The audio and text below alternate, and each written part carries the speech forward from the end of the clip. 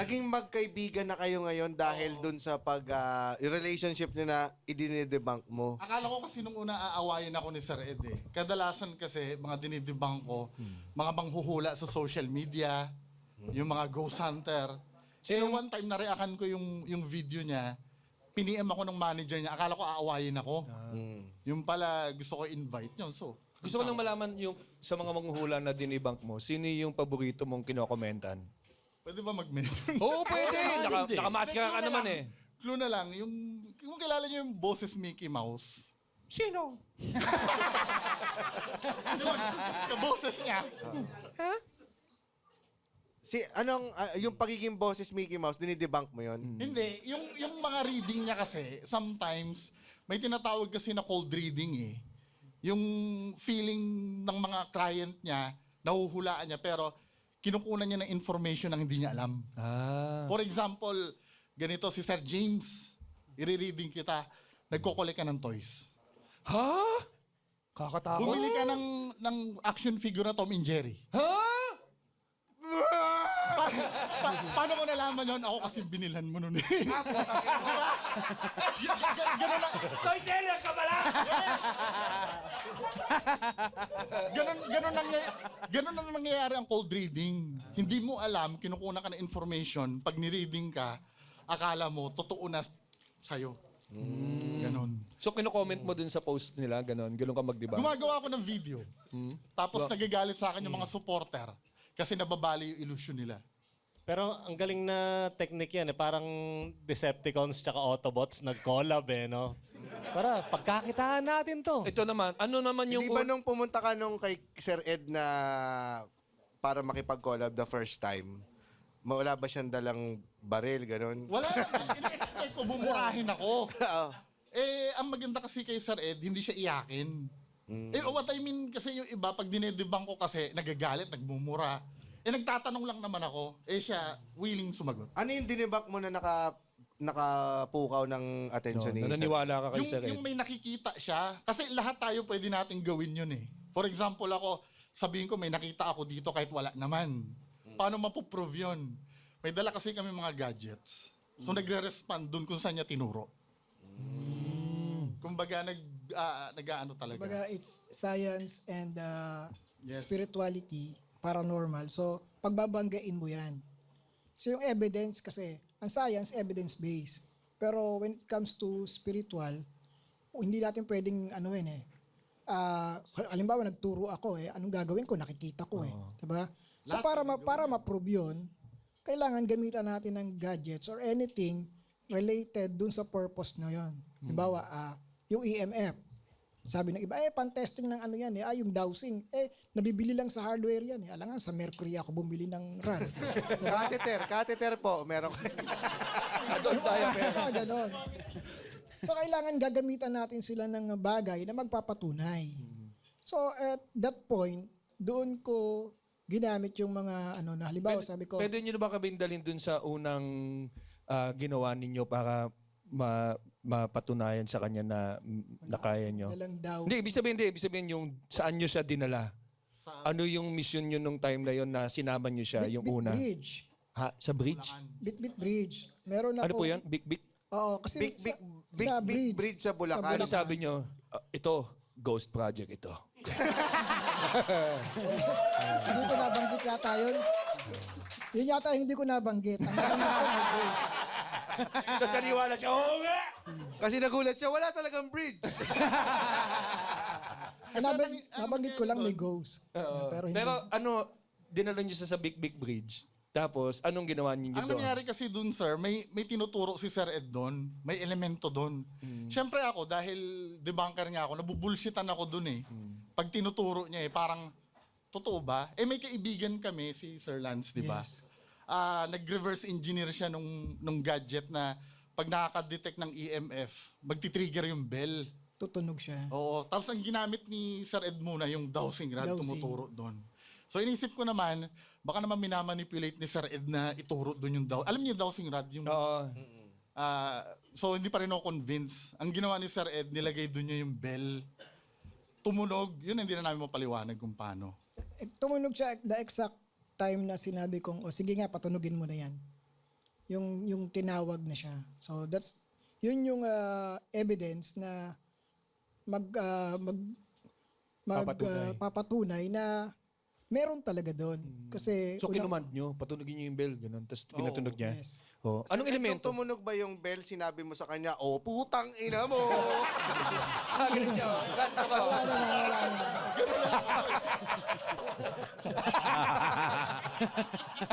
Wala naman. Wala. To make Ginano things niyo ba? clear, Hindi naman siya. sir, pag sinabi kasing skeptic kasi, ang misconception ng iba, hindi ka na naniniwala eh. Pag sinabing skeptic kasi, kailangan mo lang ng proof talaga. Paniwalain mo ako ba? Oo. Ano Kasi- pa? kasi Anong yun elemento ang- yun, pra? Sorry. Kasi yun ang madalas na sakit ng mga Pilipino, yung mapaniwalain. Oh, tama. Yung auto-paniwala agad pag may sinabi na, di ba pati sa mga politiko ganyan din. Nako, Di ba? don't get us started. Ano yun eh, kasama sa problema natin mga Pilipino yun eh. Yun yung pilit na hinahatid ko message sa mga tao. So talagang ano ka lang, real talk, kumbaga. Ano yung nakita nyo dun? Anong elemento? That time, may nakita akong malaking shadow dun sa area. So, yun nga yung problema eh. Pag tinuturo ko lang at ako lang yung nakakakita, wala naman ako magagawa eh, di ba? Kasi nakikita ko eh. So, kaya willing ako na mag-invite ng mga katulad niya para hindi lang ako, kumbaga, kung sinasabing nababaliw ako kasi nagtuturo ako, nung napatunayan niya, dalawa na kaming baliw. Ito ngayon na, Sayang. Yung The more ba, the merrier. yung ba nasundan pa ng isang... madami sir, Ano madami na na. yung sunod after nung Big Bridge? Yung sa may bandang Clark, yun. Documented naman sa video yon kasi may tinuturo si Sir Ed na bata doon sa loob. Then ako, pumasok ako mag-isa. Di nagvi-video ako noon.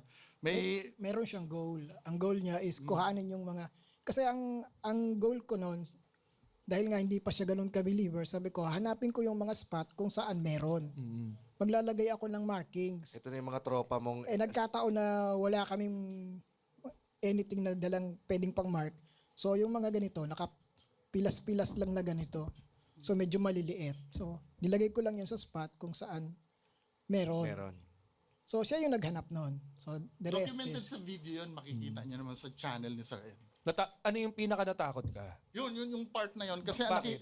ang nakita ko talaga sa kanya, vivid eh. Babaeng bata na talagang kung ano yung katulad ni ma'am, ano, kung ano itsura ni ma'am. Hindi, I mean,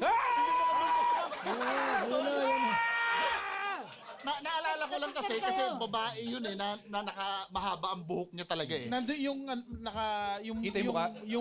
yung buhok niya nasa Oo, sa harap. parang sa dako yung itsura. Pero ganun. nakikita yung ilong tsaka bibig. Parang flesh and blood talaga siya. Tapos, nung nakita ko na, tumakbo na ako, sumigaw ako nung sarili, di ba? Oo, sumigaw siya. Paano yung sigaw Pinagbintangan mo niya nun? kami noon. Na Ano kami yun? doon.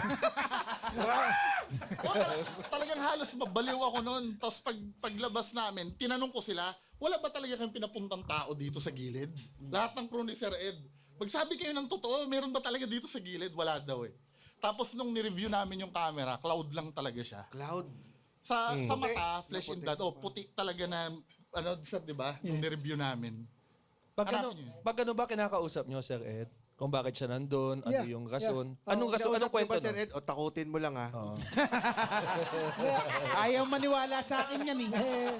Dilaan mo sa May bato. ano na kami noon. May understanding na kami noon. Mayroon na kayo understand. Sabi ko, may papupuntahin ako dyan at ako. Sige, Ed, kami na bahala dito. Oh, may... Gusto mo may dugo sa mukha? Oh, sige, sige.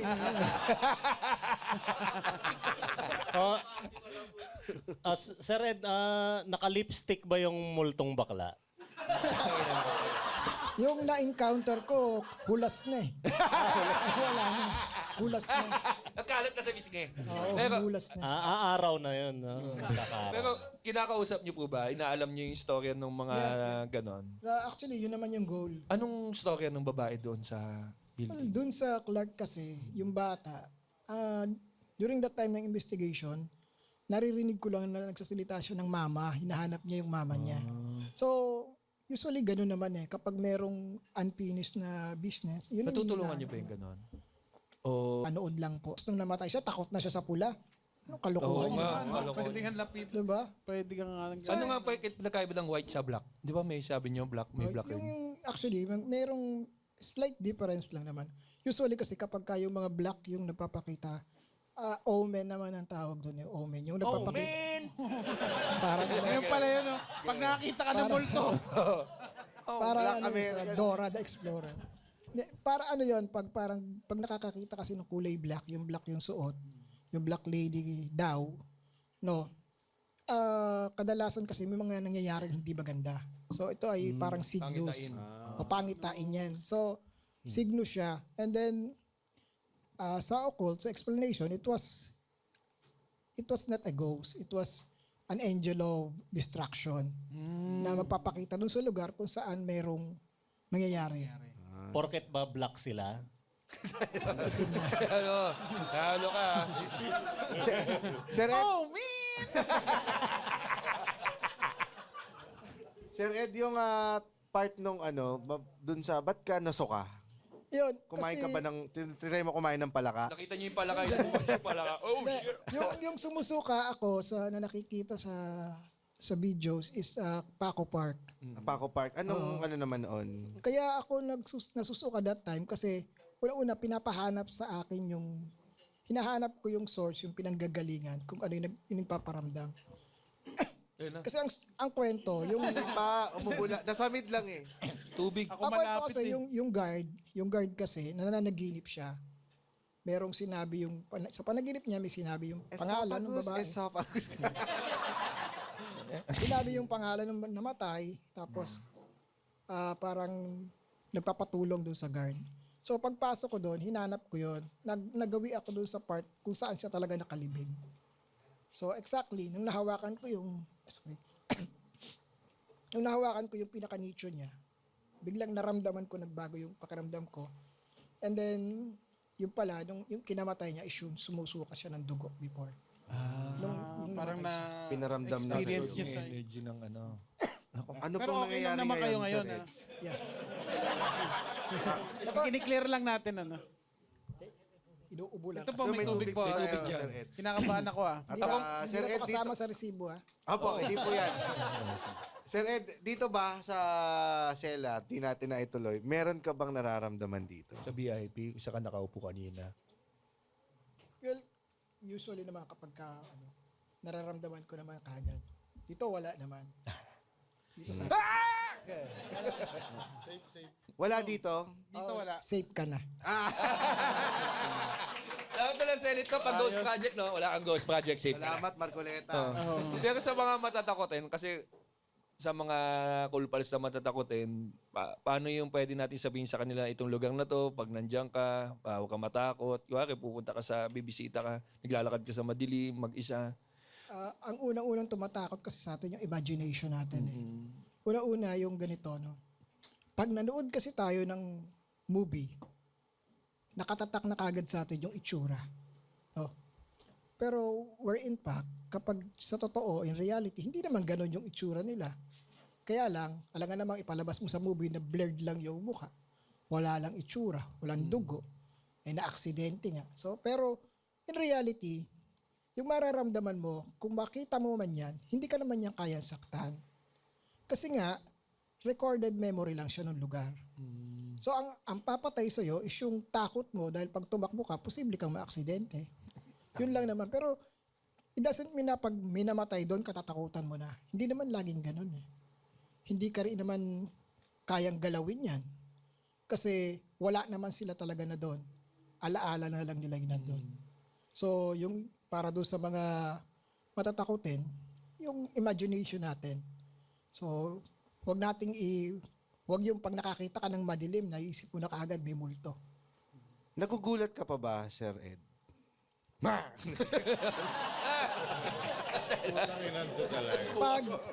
Pag kumakatok yung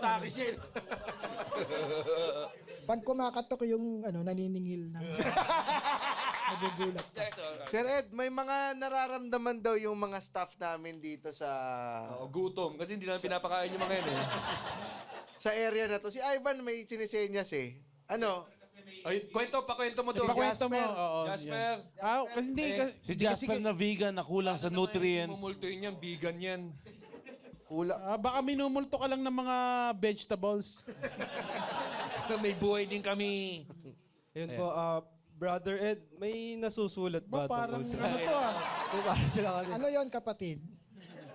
Di, meron po kasi one time, dito po sa, meron po kaming tech booth pa dito sa likod. Yes. Meron po ding ano doon, screen door. Tapos doon po sa part na hagdan, meron po ako nakitang ano, Labanos. gulay pala. Uy! Kailangan niya. Yung screen door po, tumunog siya.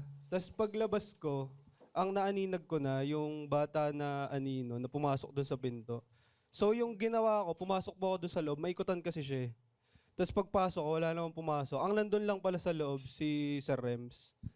So nung time po na yon, nakala ko, ang una kong hinanap, baka may dala yung host na mga anak nila or something. Kasi maliit lang siya na nakita ko eh, tapos mabilis lang na pumasok doon sa Sinaki ba ni screen. Roger yan? Oo. Kasi si Roger, mukhang bata to. Nakita mo na siya yung picture na nakaubad? Hindi, may nagsabi na sa akin yan, lagi kang may kasamang atab sa sabi. Pag ganun ba, malikmata o meron? Well, Paano yung mga yun signs yung dapat? sinasabi ko, no? Hindi naman sila palaging nandyan. May possibilities, that moment na nakita niya, baka may elementals na pumasok lang dito. Kasi kung territorial yan, uulit-ulitin nila yung manifestation. Hindi lang one time. Ang sabi ni Sir Ed, kumain ka na ng karne. Oo. Okay na. Maraming sanib-saniban lang. Marami yung psychological o yung mga hysteria lang. At madali namang malaman yun. Paano Kasi- nyo nalalaman? May pattern kasi kapag ang sanib mo ay entities or spirits, may pattern yan. Ang tao, kasi there was one time sa isang lugar sa Bataan, nanggagamot kami doon eh.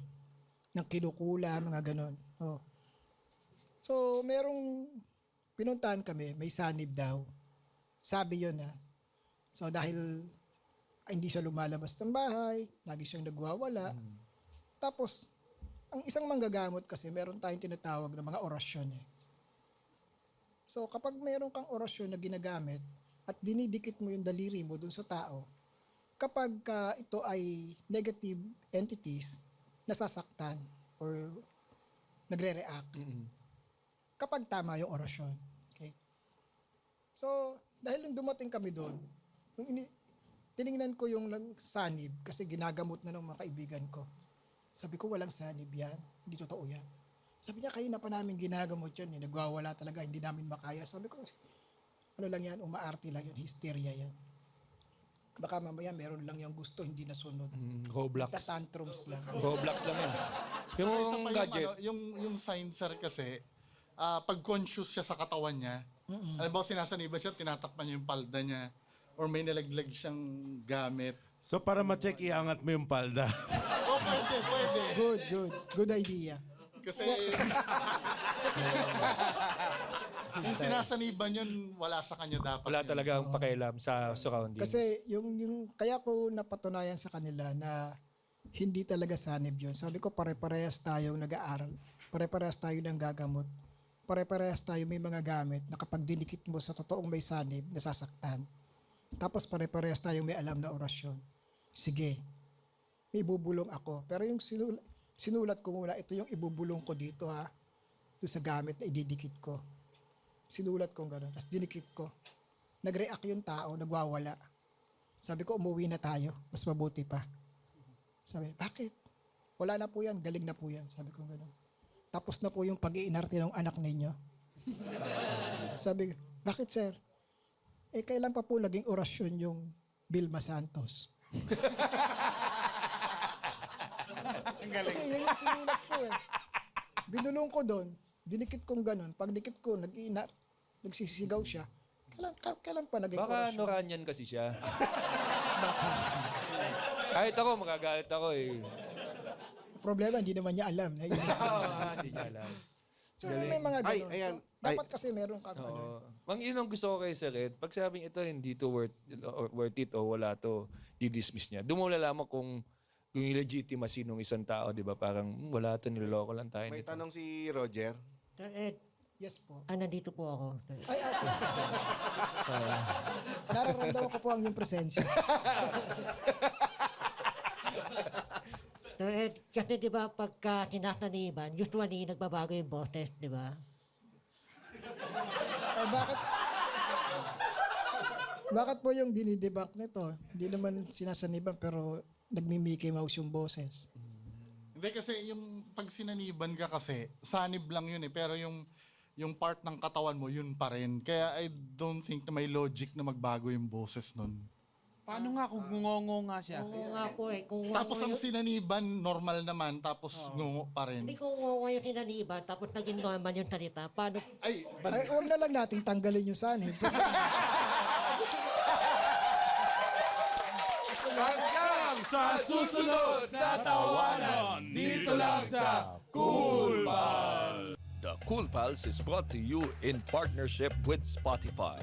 And sa Red, pa-invite naman sa Red yung mga Cool Pals sa mga content nyo, sa mga yung lalo na yung mga dinidebunk kayo. Yes, para po Paano dun sa, mapapanood po 'yan? doon po sa mga patuloy na nang baba sa akin, tuloy nyo lang kasi diyan kayo masaya. Okay? Baka makadagdag po ako ng konting oras sa buhay ninyo Yan. dahil nagiging masaya kayo. Okay? Para naman po doon sa mga enthusiast ng paranormal investigation, ini-invite ko po kayo na mag-subscribe at panoorin yung aming mga video sa Ed Kaluwag channel, YouTube channel ko po. And then sa Facebook page namin, paki-follow na rin po kami. Anong latest entry nyo pala dyan sa inyong page? Etong sa latest video namin upload kahapon, well, ang exciting part yung sa susunod pa lang. It was an exploration sa isang abandoned na bahay at talagang